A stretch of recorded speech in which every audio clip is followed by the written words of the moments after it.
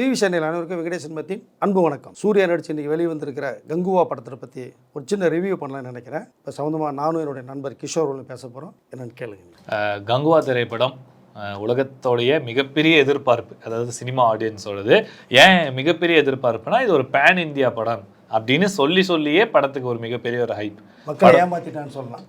அதுக்கு வரலாம் சார். அதுக்கு முன்னாடி ஒரு மிகப்பெரிய எதிர்பார்ப்பு காரணமே அந்த ப்ரொடியூசர் அவர்கள் இந்த படம் இவ்வளோ வசூல் அள்ளும் அப்படிங்கிறத முன்கூட்டியே சொல்லி ஆடியன்ஸ் எல்லாத்துக்குமே ஓவர் ஹைப் ஏற்றி விட்டாங்க. ஆல்ரெடி உங்களுக்கு 2.5 வருஷம் கழிச்சு சூர்யா சாருடைய படம் வருது அப்படின்னு சூர்யா சார் ஃபேன்ஸுக்கும் நார்மல் தமிழ் ஆடியன்ஸ் எல்லாத்துக்குமே ஒரு எக்ஸ்பெக்டேஷன் இருந்துச்சு. அதில் அந்த எரியிற எண்ணெயில் எண்ணெய் நிறைய ஊற்றுற மாதிரி, எரியில தீயில நிறைய எண்ணெய் ஊற்றுற மாதிரி எக்ஸ்ட்ராவா கொழுந்து விட்டு எழுந்து இன்னைக்கு சோசியல் மீடியாவே திரை தீ பிடிச்சிட்டு இருக்குது. எஸ், அதுதான் காரணம். ஒரு மிக்ஸ்டான ரிவ்யூஸ் தான் போயிட்டு இருக்குது. மேக்ஸிமம் நெகட்டிவ் ரிவ்யூஸ் தான் வந்துட்டு இருக்குது. 90% நெகட்டிவ்ஸ் தான் வந்துட்டு இருக்கு. படம் எதனால சார் இப்போ தொடர்ந்து இந்த நெகட்டிவ் ரிவ்யூஸ் இதுலயே போயிட்டு இருக்குது? அதுவும் முதல் நாள் ரிலீஸ் அந்த ஃபர்ஸ்ட் ஷோ பார்த்துட்டு வந்த ஆடியன்ஸ் ரசிகர் எல்லாமே வாழ்க்கையை வெறுத்து துண்டகன துணிகன்னு தியேட்டர் ஓடாத குறை தான் சார். சில ரிவ்யூஸ்லாம் பார்த்தீங்கன்னா தயவுசெய்து தியேட்டர் பக்கமே வந்துடாதீங்கன்னு பேசிட்டு போகிறாங்க. ஏன்னா ஒரு சூர்யான்ற ஒரு நல்ல நடிகர் எடுத்துகிட்டு பிரம்மாண்டமாக நீங்கள் தயாரிக்கணும், ஒரு தயாரிப்பாளர் கொடுக்குறாரு. பணத்தை தண்ணி மாதிரி செலவு பண்ணுறாங்க. 300 கோடி பட்ஜெட்டுன்னு சொல்கிறாங்க. அதுக்கு மேலேயும் சொல்கிறாங்க. பட் கதை வேணும்ல சார். நீங்கள் கதை மக்களை ஏமாத்துற அளவுக்கு ஒரு கதை சொல்லக்கூடாது. நான் அப்படி பண்ணியிருக்கேன் இப்படி பண்ணியிருக்கேன்னு சொன்னீங்கன்னா படம் ரிலீஸ் ஆகும்போது மக்கள் இப்படின்னு சொல்லி வச்சு செஞ்சுருவாங்க. அப்படி தான் இன்றைக்கி நடந்திருக்கு.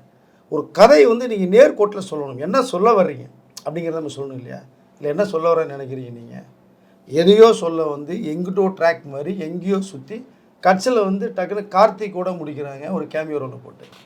இல்லை என்ன சொல்ல வர்றாங்கன்னே தெரியல. 5 இரவு, அதாவது 5 தீவுன்னு சொல்ல வர்றாங்க. அந்த 5 தீவுக்குள்ளே என்ன நடக்குதுன்னு தெரியல. இந்த வில்லனுக்கும் இவருக்கும் என்ன மோட்டிவேஷன் சொல்லலை, என்ன பகைன்னு சொல்லலை. முடிகிட்டே இருக்காங்க. திடீர்னு ஒரு பையன் மேட்டரை கொண்டு வர்றாங்க. இது சூர்யா கதை கேட்டுட்டு தான் அதாவது அவர் கதை கேட்டு தான் பண்ணியிருப்பார்னு ஒரு பக்கம் இருந்தால் கூட சிறுத்தை சிவா வேற ஜோனில் கதையை சொல்லி பண்ணிட்டாரோன்னு தான் எனக்கு தோணுது. அதாவது கதை சொல்லும் போது ஒரு விஷுவலைஸாக அந்த ஒரு ப்ளாட் மாதிரி சொல்லிட்டு ஸ்க்ரீன் பிளேல தவறு பண்ணிட்டாங்க. ஸ்க்ரீன் பிளே சுத்தமாக மோசம். ஸ்க்ரீன் பிளே அதாவது நீங்கள் ஒரு மோசமான கதையை எடுத்துகிட்டு ஸ்க்ரீன் பிளே நீங்கள் பண்ணீங்கன்னா கூட படம் தப்பிச்சுக்கும். இல்லை கதை சொல்லும் போது சிவா சார் கண்டிப்பாக நல்லா தான் சொல்லியிருந்திருப்பார். இல்லைனா இவ்வளோ பட்ஜெட்டில் கண்டிப்பாக ப்ரொடியூசர் மிகப்பெரிய ப்ரொடியூசர்ஸு நோண்டி கேட்குறவங்க. அவர் சொல்லும்போது நல்ல கதையாக இருந்திருக்கும். அவர் ப்ரூவ் பண்ண டைரக்டர் அஜித் வச்சு ஒரு 4 படம் பண்ணவர். அப்புறம் ரஜினி சார் வச்சு ஒரு படம் பண்ணார். நல்லா இருக்குன்னு சொல்லி தான் பண்ணியிருப்பாங்க. ஸ்க்ரீன் பிளே சரியில்லை. சொல்ல வந்த கதை ஒரு நேரேஷன் கதை இல்லை. எதையோ சொல்ல ட்ராக் மாதிரி போய் எங்கேயோ போயிடுச்சு கதை. இதுக்கு கிட்டத்தட்ட 2.5 வருஷம் வெயிட் பண்ணியிருக்காங்க சார். இந்த படத்தோட ரிலீஸ்க்கு 2.5 வருஷம் உங்களுடைய முழு உழைப்பில் இது போட்டிருக்காங்க. அவங்களோட உழைப்பை நம்ம வரவேற்கணும், மதிக்கலாம் கண்டிப்பாக. பட் அதுக்கான அவுட் வந்திருக்கா? ஏன்னா 2.5 வருஷம் சூர்யா சார் நினைச்சிருந்தா எனக்கு கேட்டால் ஒரு 3 படங்கள் பண்ணிடலாம். எதற்கும் துணிந்தவனுக்கு அப்புறமா 2022க்கு அப்புறமா எத்தனையோ ஃபெஸ்டிவல் வந்துச்சு.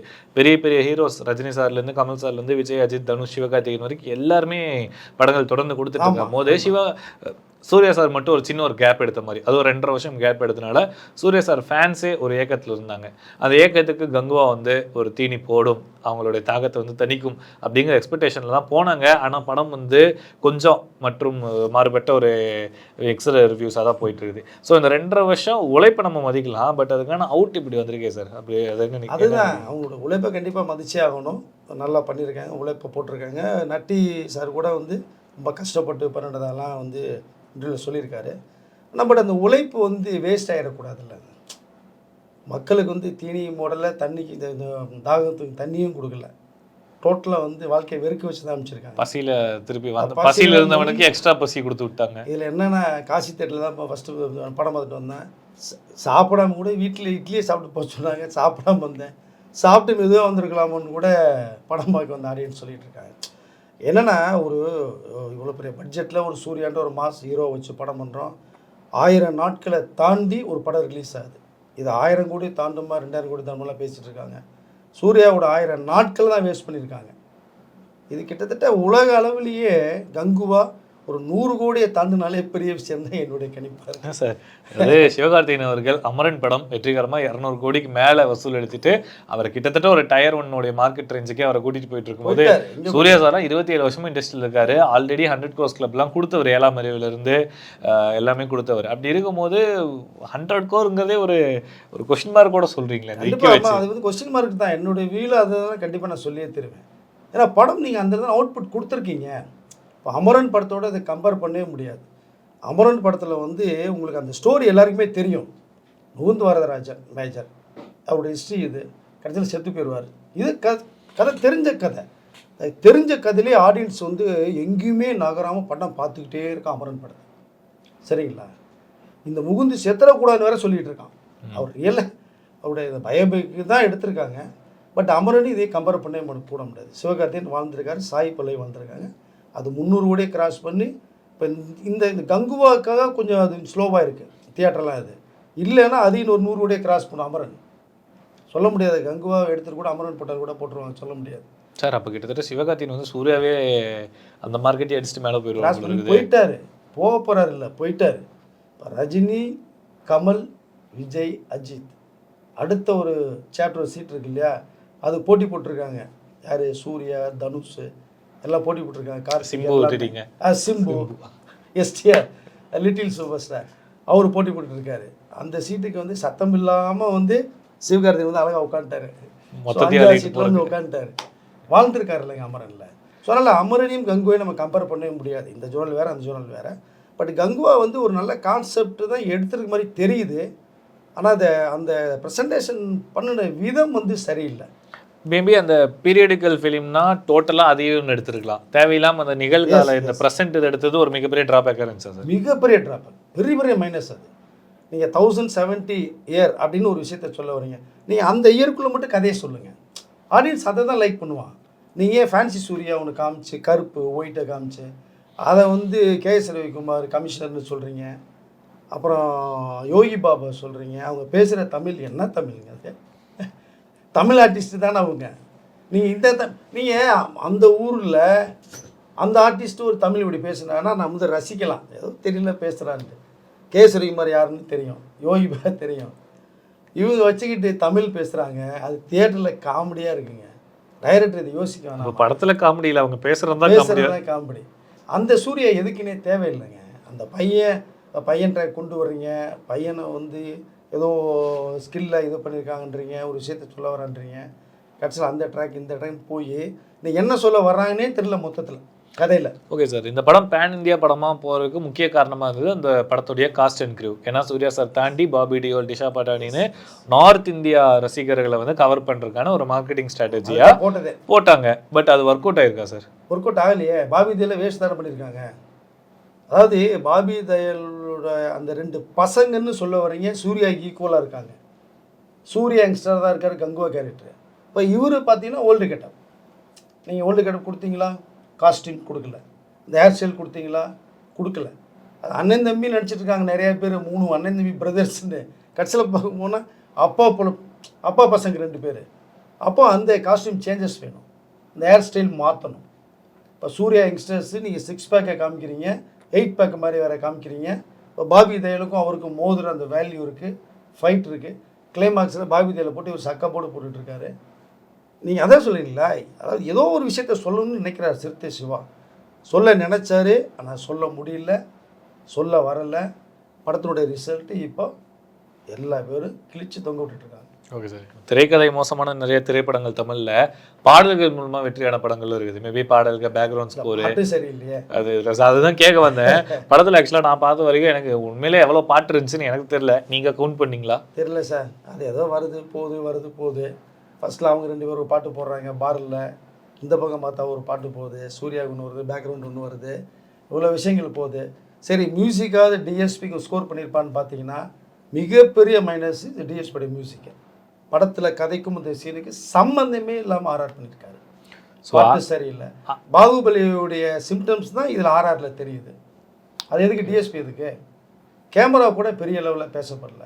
பிரம்மாண்டம் அப்படின்னு சொல்கிறீங்க. நீங்கள் என்ன பிரம்மாண்டத்தை காமிச்சிருக்கீங்க? இதில் சின்ன சின்ன விஷயங்களுக்கு கிராஃபிக்ஸ் பண்ணியிருக்கீங்க. இந்த படத்தை 2Dயில் பார்த்தாலே ரொம்ப நல்லாயிருக்கும்.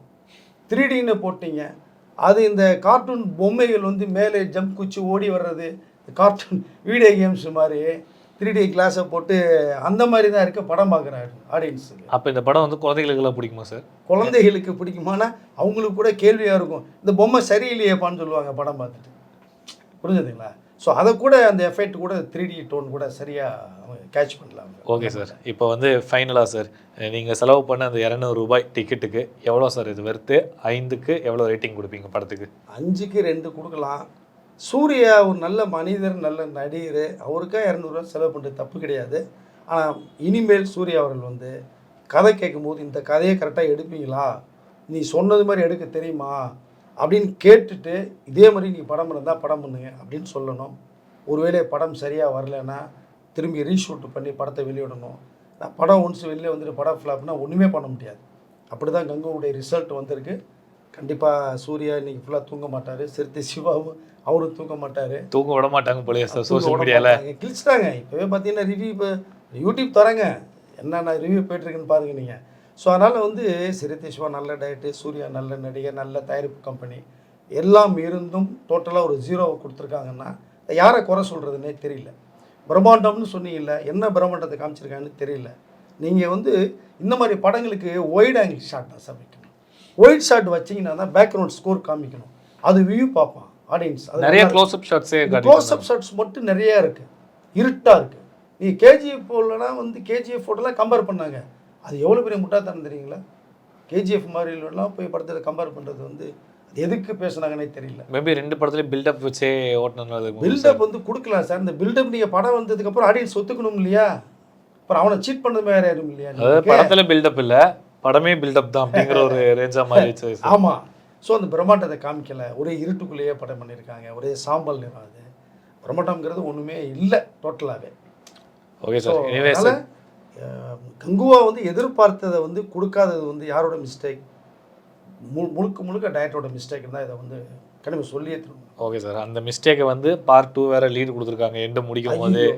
அந்த பார்ட் 2ல் வந்து அதை திருத்தி கொள்வாங்களாம் பார்க்கணும். அண்ட் மேற்கொண்டு இப்போ நீங்கள் சொன்னீங்க சூர்யா சாருக்காக வேண்டியாச்சும் ஏன்னா 2.5 வருஷம் கழிச்சு வருது, அதுக்காகவாச்சும் நம்ம படம் ஒன்ஸ் தான் பார்க்குறதுக்கு ஓகே அப்படின்னு அவருடைய அடுத்த லைனப்பான கார்த்திக் சுப்ராஜ், ஆர்ஜே பாலாஜின்னு கொஞ்சம் வேர்சடைல் ஸ்கிரிப்ட் படங்கள் கொடுக்குற டேரக்டர்ஸ் இருக்காங்க, பார்க்கலாம். அதுலேயாச்சும் கார்த்திக் சுப்ராஜ் கண்டிப்பாக சூர்யா ஒரு நல்ல ஒரு மாஸ் ஹீரோவாக காமிப்பார். அந்த படம் தான் அவருக்கு மிகப்பெரிய ஒரு லைஃப் வரும் பாருங்க. கண்டிப்பா சார், அந்த சூரியரை போடுற ஜெய்பி மாதிரி. ஆமா, இது ஒரு மிகப்பெரிய கம்பேக்கா அமையட்டும். உண்மையிலேயே அது வந்து சூர்யா ஃபேன்ஸுக்கு நெஜ ட்ரீட்டா இருக்கட்டும் அப்படிங்கிறது. இன்னொரு விஷயம் வந்து சூர்யா வந்து இப்போ தெளிவாயிரும். இப்போ கங்குவாவுடைய சாப்டர் முடிஞ்சு போச்சு, இதுலேருந்து அவர் டக்குன்னு இன்றைக்கே மீண்டும் வந்துடணும். இதையே திங்க் பண்ணிட்டு இருந்தாருன்னா அப்செட் ஆயிடணும் கண்டிப்பாக. நமக்கு பார்த்த நமக்கு எப்படி இருக்குன்னா நடித்தவருக்கு எப்படி இருக்கும், பாவம், ரொம்ப கஷ்டம். சூர்யாசன் மீண்டும் இருந்து வெளில வந்துட்டு கார்த்திக் சுப்ராஜ் படத்தினுடைய ஃபுல் இம்பேக்ட் இனிமேல் போட்டு அதை ஒரு வெற்றி கொடுக்கறதுக்கு அவர் இனிமேல் ஃபுல் அண்ட் ஃபுல் அந்த எஃபர்ட் பண்ணணும். பார்ப்போம் சார். அந்த எதிர்பார்ப்பை வந்து சூர்யா அவர்களும் கார்த்திக் சுப்ராஜோடைய கூட்டணி வந்து வரும் காலங்களில் அந்த படம் வந்து பூர்த்தி பண்ணுவோம் அப்படின்னு. கண்டிப்பாக இன்னொரு படம் ரிலீஸ் ஆகும்போது அதோட ரிவ்யூவில் நம்ம சந்திச்சு நிறைய டிஸ்கஸ் பண்ணலாம் சார். கார்த்திக் சுப்ராஜ் படத்தில் நம்ம ரிவ்யூ பண்ணுவோம், அதை நல்லா பாசிட்டிவாக போவோம். பட் பாசிட்டிவான படம் அதுவும் தரணும், நம்பிக்கை இருக்குது. டைரக்டர் கார்த்திக் சுப்ராஜ் குடும்ப நம்பிக்கை இருக்குது.